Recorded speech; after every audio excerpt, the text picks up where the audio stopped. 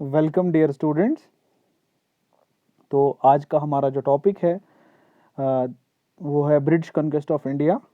पढ़ ही रहे हैं हम ब्रिटिश कॉन्क्वेस्ट ऑफ इंडिया, जिसमें हमने बंगाल पढ़ा, जिसमें हमने मैसूर पढ़ा, और लेकिन आज हम डिस्कस करेंगे British conquest of Maratha empire. ठीक है, तो इस लेक्चर में हम डिटेल डिस्कस करेंगे कि Anglo Maratha struggle for supremacy, मतलब किस तरीके से अंग्रेज़ों और मराठा रूलर्स के दरमियान लड़ाई होती है इंडिया में रूल करने के लिए। और वही जब लड़ाई होगी रूल करने के लिए, तो वही लड़ाई क्या कहलाई जाएगी? Anglo Maratha Wars. एंग्लो पता ही है क्या है, इंग्लिश। ठीक है, तो डिटेल डिस्कशन होगी इस पे। मुझे उम्मीद है कि आपने जो पहले हमने जो वीडियोस या लेक्चर्स अपलोड किए हैं वो आप अच्छे से देख रहे होंगे। तो मराठास की लड़ाई, अंग्रेज़ों और मराठास की लड़ाई डिस्कस करने से पहले मैं आपको थोड़ा सा बता दूं मराठास के बारे में। ठीक है, क्योंकि आगे ये जो है वो आपको कन्फ्यूजन ना हो उसके लिए। तो जो मराठा एम्पायर था, मराठा एम्पायर जो है ये बेस्ड था जो है वो डिफरेंट सरदार्स पे, डिफरेंट डायनास्टीज़ पे। मतलब जो मराठा एम्पायर था वो छोटी मोटी डायनास्टीज़ को मिला के एक बड़ा एम्पायर बनता था, या छोटे मोटे सरदार्स को मिला के एक बड़ा एम्पायर बनता था। तो इन मराठा सरदार्स में, इन मराठा डायनास्टीज़ में कौन कौन सी डायनास्टी थी? जैसे मोगरे था, गटगीस, निम्बलकर, जाधव, सावंत, भोंसले, देशपांडे, देशमुख। तो ये छोटी मोटी डायनास्टीज़ थी, छोटी मोटी डायनास्टीज़, छोटे मोटे सरदार्स थे। तो इन छोटी मोटी डायनास्टीज़ को जो यानी कि इन छोटी मोटी डायनास्टीज़ जो हैं ये सब मिला के बनती थी मराठा कॉन्फेडरेसी। ठीक है, या मराठा एम्पायर। ठीक है, ये आप बोलना नहीं। ओके, तो इन सारे सरदार्स में, इन सारी डायनास्टीज में जो सबसे इंपॉर्टेंट डायनास्टी आगे जाके पहुंची वो थी भोंसले डायनास्टी। ओके, तो भोंसले डायनास्टी की शुरुआत जो है वो की थी एक जो है वो इंसान ने, जिसका नाम था शाहू जी। ठीक है, Shahu ji was the founder of Bhonsle dynasty. तो शाहू जी के बाद जो दूसरा यानी कि इसका बेटा आया, दूसरा रूलर आया, वो था शिवाजी।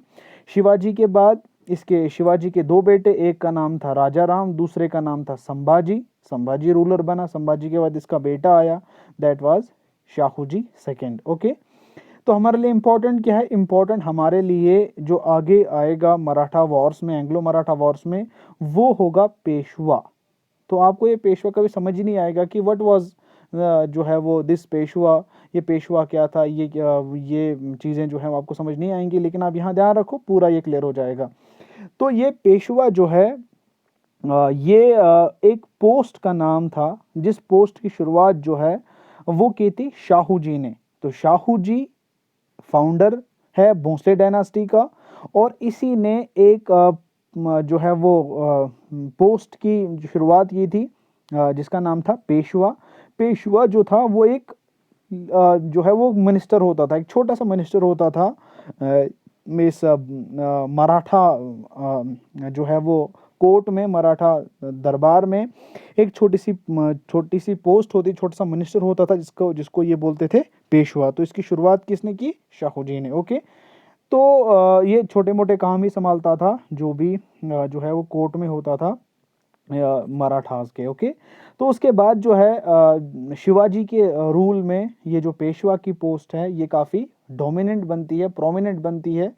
ठीक है, काफ़ी जो है वो एरियाज जो हैं वो पेशवा अपने कंट्रोल में करता था, जो हम आगे अच्छे से डिस्कस करेंगे। ओके, तो मुझे उम्मीद है कि पेशवा का जो कंसेप्ट है ये क्लियर हो गया होगा। पेशवा किसी इंसान का नाम नहीं था, बल्कि पेशवा एक पोस्ट का नाम था। ओके, तो ये पेशवा जो इसकी शुरुआत शाहू जी ने की थी। ओके, और ये इसके शाहू जी के दौर में इस पेशवा के छोटे मोटे काम होते थे, मतलब इतने बड़े काम नहीं संभालता था। लेकिन ये पोस्ट जो है पेशवा की पोस्ट, ये काफ़ी प्रोमिनेंट बनती है किसके दौर में? शिवाजी के दौर में। ओके, जब ये किंग बनता है।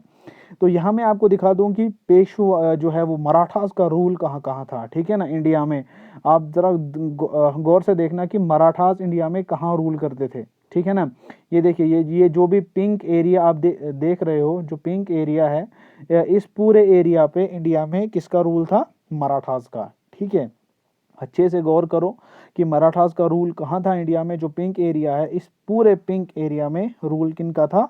मराठास का। ओके, तो आगे चलते हैं, आगे बढ़ते हैं, ठीक है। तो आप देखिए जो पहला पेशवा, द फर्स्ट पेशवा, वो कौन बना? बालाजी विश्वनाथ। ये कब बना? 1713 में। इससे पहले भी जो है वो कुछ पेशवाज थे, लेकिन जो पेशवा की असल, जो हिस्टोरियंस मानते हैं कि जो पेशवाज की शुरुआत हुई थी वो हुई थी इसी इंसान से, इसका नाम था बालाजी विश्वनाथ। 1713 टू 1720, ठीक है ना। 1713 में पेशवा बनता है, कब तक रहता है? 1720 में। उसके बाद जो ये पहला पेशवा बन जाता है, ये ध्यान रखना, ठीक है। तो उसके बाद जो मराठास के किंग्स थे उन्होंने कहा कि जब किंग कमज़ोर हो जाएगा तो पेशवा की पोस्ट को हेरिडिटरी हमें बनाना चाहिए, ठीक है। तो जब भी किंग जो है वो कमज़ोर हो जाएगा, पेशवा जो है इसकी पोस्ट हेरिडिटरी हो जाएगी। तो वर्ड्स हेरिडिटरी मतलब जहाँ पे पहले बाप पेशवा होगा, फिर उसका बेटा ही होगा, फिर उसके बाद उसका बेटा, ऐसे ये चलता जाएगा, ठीक है। तो फर्स्ट पेशवा वॉज बालाजी विश्वनाथ। कब बना? 1713 में। और ये कब तक रहा? 1720 तक, ओके। उसके बाद जो दूसरा पेशवा आया, जहाँ से पेशवा पोस्ट जो है वो काफ़ी स्ट्रॉन्ग हुई, ठीक है। तो याद रखिए बाजीराव फर्स्ट 1720 से लेकर 1740 तक ये सेकंड पेशवा रहता है, सेकंड पेशवा, ठीक है ना।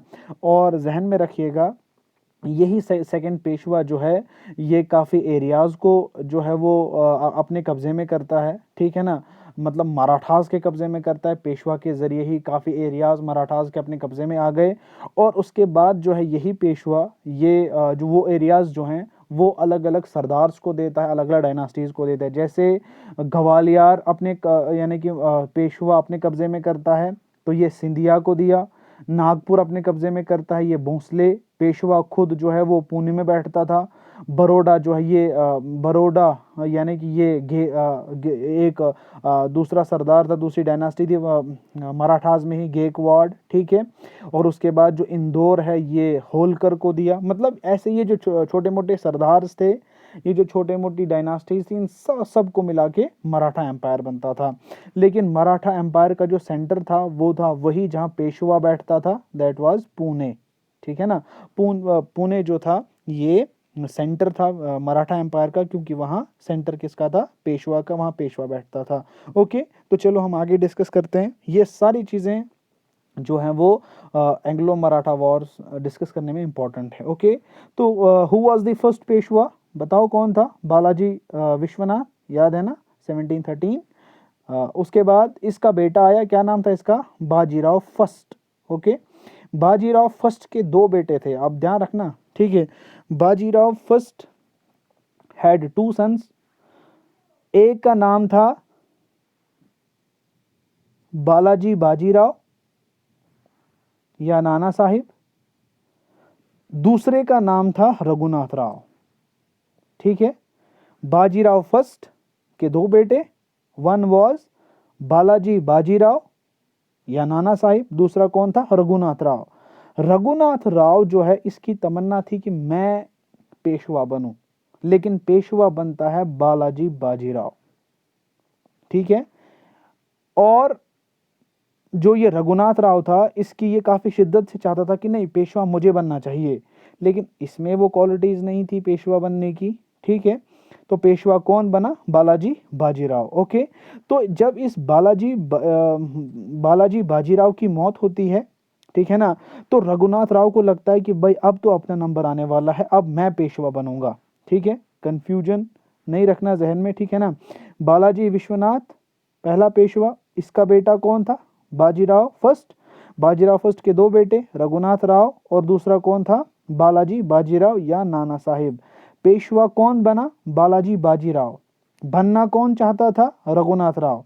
इसके पास वो क्वालिटीज नहीं थी जो बालाजी बाजीराव के पास थी, तो बालाजी बाजीराव बिकेम दी Peshwa after Bajirao first, okay.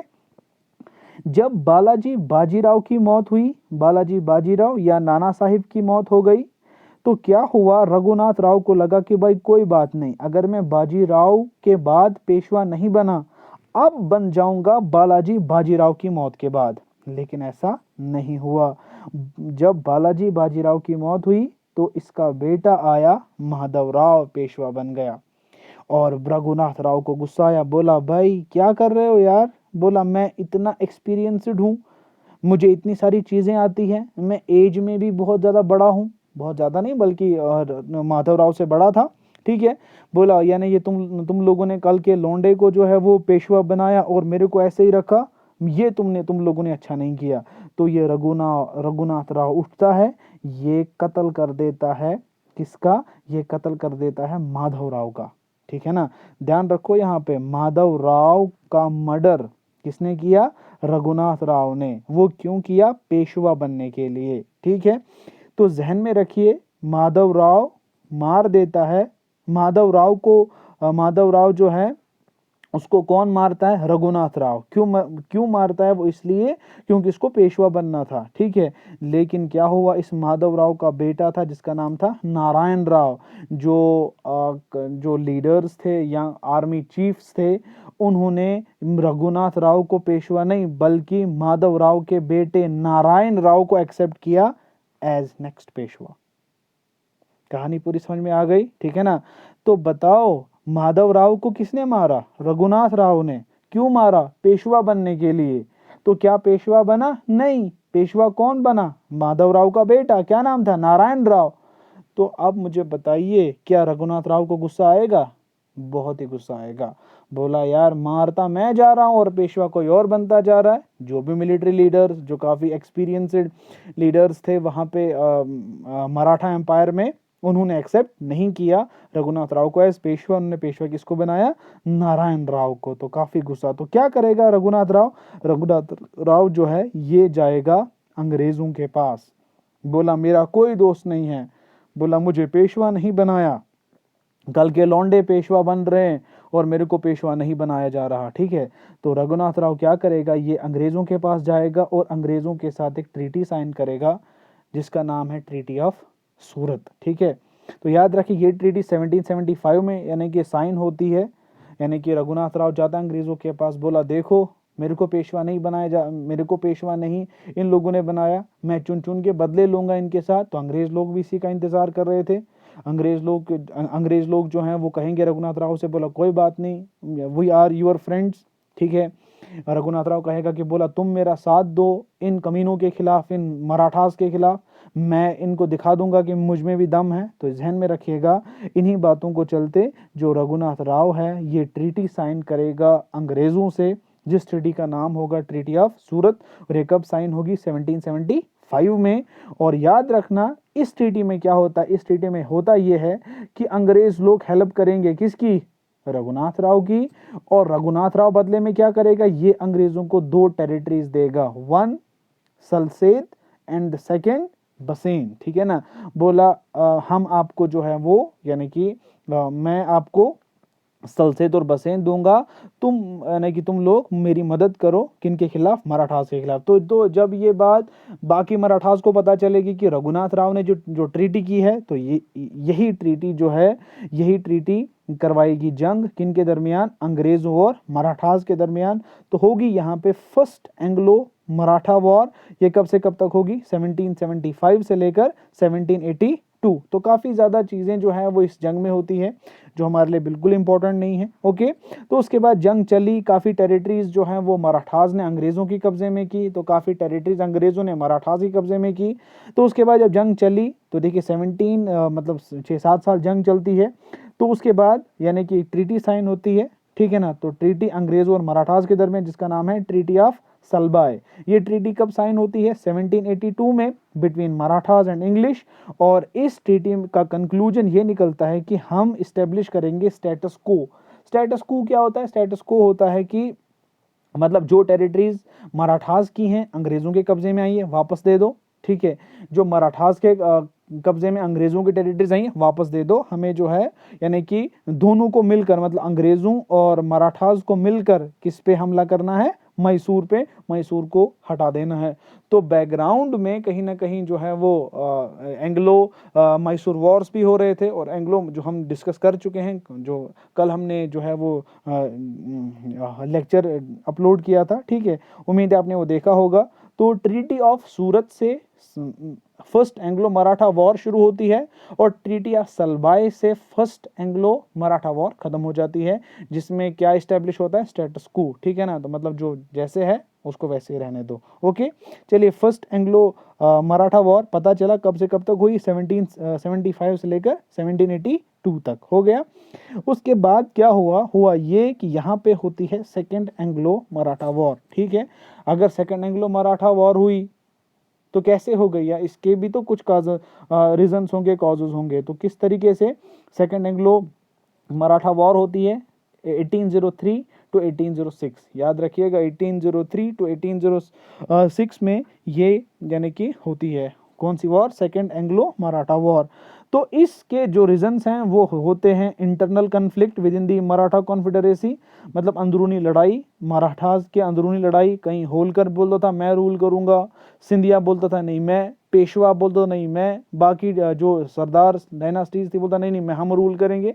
मतलब जो आपसी लड़ाई थी मराठास के अंदर, अंदरूनी लड़ाई चल रही थी इनके अंदर, यही कॉज बनेगा सेकेंड एंग्लो मराठा वॉर का। तो वो कैसे, जो पेशवा बाजीराव सेकंड, ध्यान रखिएगा आने वाला पेशवा जो बना उसके बाद, पेशवा बाजीराव सेकंड जो था ये बहुत ही नालायक बेटा था, ठीक है, नालायक बेटा अपने बाप का, और काफी ज्यादा नालायक जो है वो पेशवा था। ये मार देता है होलकर के प्रिंस को।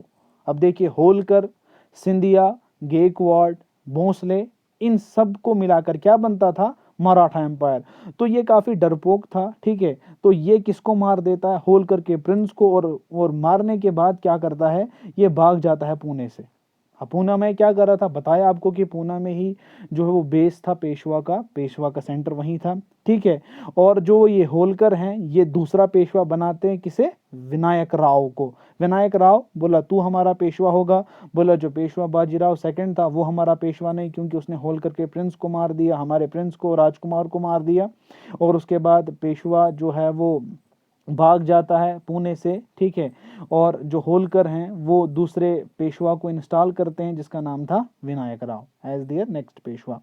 उसके बाद जो है ये जो बाजीराव, पेशवा बाजीराव था, ये कहाँ गया कहाँ, ये जाता है बसेन, याद रखिएगा बसेन, जहाँ पे रघुनाथ राव जो है वो कहा था कि मैं आपको बसेन वो दूंगा, ठीक है, बसेन सलसेत, ठीक है। तो ये बाजीराव सेकंड जो ये भाग के बसेन चला जाता है, बसेन में अंग्रेजों के साथ ट्रीटी करता है। अब देखिए अंग्रेज लोग इंतजार ही कर रहे थे दूसरे किसी बहाने का कि जिसके जरिए ये मराठास पे हमला करें, ठीक है। तो ऐसे ही मैंने आपको पीछे पहले लेक्चर्स में भी कहा कि अंग्रेज लोग जंग करते थे, जंग के बाद ट्रीटी साइन करते थे ताकि इनको थोड़ा सा वक्त मिले, ठीक है ना, तैयारी करने के लिए। तो ये बाजीराव सेकेंड कहाँ गया, बसेन, और बसेन में जो है वो अंग्रेजों से मिला, और अंग्रेजों ने कहा, अंग्रेजों से कहा कि बोला देखो मुझे वो प्रिंस पसंद नहीं था, मार दिया मैंने। अंग्रेजों ने कहा तो बढ़िया काम किए हो, ठीक है, बहुत अच्छा किए हो, ठीक है। तो यहाँ से ट्रीटी ऑफ बसेन साइन होती है दिसंबर 1802 में। तो आप याद रखिए रघुनाथ राव को, ठीक है, तो याद रखिए बाजीराव सेकंड को, ठीक है। तो इन दोनों की बदौलत ही मराठा वॉर्स होती हैं, पहली और दूसरी, ओके। तो ट्रीटी ऑफ बसेन दिसंबर 1802 between Bajirao second and British east India company, ठीक है। और इस ट्रीटी में होता क्या है कि जो पेशवा है, ठीक है, पेशवा क्या बनेगा, सब्सिडरी अलाय, कि जब भी अंग्रेजों को फौज की जरूरत पड़ेगी वो किसको देनी पड़ेगी, पेशवा को, ठीक है ना। तो बताइए ट्रीटी साइन किसने की, बाजीराव सेकंड ने। क्या वो पेशवा रहा, नहीं रहा, किसको मारा, होलकर के प्रिंस को। तो होलकर सरदार ने, होलकर डायनास्टी ने किसे बनाया पेशवा, विनायक राव को। तो जब यानी कि बाजीराव सेकंड ट्रीटी साइन करेगा अंग्रेजों से, बाकी मराठा लीडर्स क्या कहेंगे, सरदार क्या कहेंगे, बोला ये तो हमारा पेशवा ही नहीं है, कौन है तू जो है वो ट्रीटी साइन करने वाला, कौन है तो पेशवा को सब्सिडरी अलाई जो है वो यानी कि वादा करने वाला कि हम अंग्रेजों को फौज देंगे। तो हुआ ये यानी कि जो ये ट्रीटी थी, ये सब्सिडरी एलाई वाली बात है, ये जो है वो भोंसले को भी पसंद नहीं आई, सिंधिया को भी पसंद नहीं है, होलकर को भी पसंद नहीं आई। तो यानी इन्होंने कहा कि नहीं, हम पसंद नहीं करेंगे। तो इन्होंने अटैक कर दिया जो है वो अंग्रेज़ों पे। तो अंग्रेज़ों ने कहा आओ बच्चों, बोला चुन चुन के मारेंगे, एक एक करके मारेंगे। तो याद रखिएगा कि सारी जो जितने भी सरदार थे मराठास के, सबको एक एक करके हराया कि इन्होंने अंग्रेज़ों ने, किस वॉर में, सेकेंड एंग्लो मराठा वॉर में। तो काफ़ी टेरिटरीज जो हैं वो ले ली अंग्रेज़ों ने, किनसे, मराठास से, ठीक है ना। ओके, कौन सी वॉर में, सेकेंड एंग्लो मराठा वॉर। कब से कब तक हुई, 1803 से लेकर 1806। तो थोड़ा सा बैकग्राउंड बता रहा हूँ कि किस तरीके से वॉर्स हो गई। ओके, आगे क्या हुआ, आगे हुआ ये कि थर्ड एंग्लो जो है वो मराठा वॉर होती है, ठीक है। तो कुछ टेरिटरीज जो अंग्रेज़ों ने पहले से ली हैं, किन से, मराठा से, किस वॉर में, सेकेंड एंग्लो मराठा वॉर। तो कुछ नहीं, 14-15 साल का वक्त गुजर जाता है, तो यहाँ से होती है थर्ड एंग्लो मराठा वॉर। तो थर्ड एंग्लो मराठा वॉर क्यों होती है, ध्यान रखिएगा अच्छे तरीके से। इसका मैं आपको थोड़ा सा ओवरव्यू दूंगा, उसके बाद जो है वो आपको पूरा समझ में आ जाएगा कि किस तरीके से एंग्लो मराठा वॉर्स होती हैं। तो third Anglo Maratha war 1817 to 1819, 2-3 साल ये जंग चलती है, 1817 से लेकर 1819, ठीक है। तो असली में जो इस वॉर का असली मकसद था वो था ब्रिटिश इंपीरियलिस्टिक डिजाइन। इसका क्या मतलब है कि मतलब अंग्रेज लोग अब पूरे अपने मकसद को लेकर अवेयर हो चुके थे। मतलब अब हमें इंडिया को कब्जे में करना ही करना है। अब इस मकसद से हमें कोई रोक नहीं सकता है। मतलब जो टेरिटोरियल एक्सपांशन है वो हमें करना ही करना है, ठीक है। क्यों करना है, इसलिए ताकि हमारा बिजनेस बढ़ सके।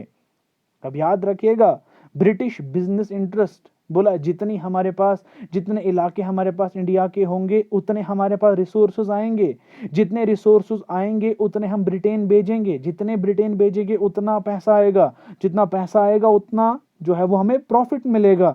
ये देखिए, annexation of Indian states means greater raw material and market. तो जितनी टेरिटरीज इनकी होंगी इंडिया में कब्जे में, उतना रॉ मटेरियल आएगा, जितना रॉ मटेरियल आएगा उतना फायदा आएगा अंग्रेजों को। ओके, अब अंग्रेज लोग जो हैं वो बहाना ढूंढ रहे थे कि भाई हमें कोई बहाना तो मिले जिसके जरिए हम जो हैं वो जो मराठा की टेरिटरीज हैं, क्योंकि टारगेट पे तो वही था मराठा, तो उनकी टेरिटरीज को हम अपने कब्जे में करें।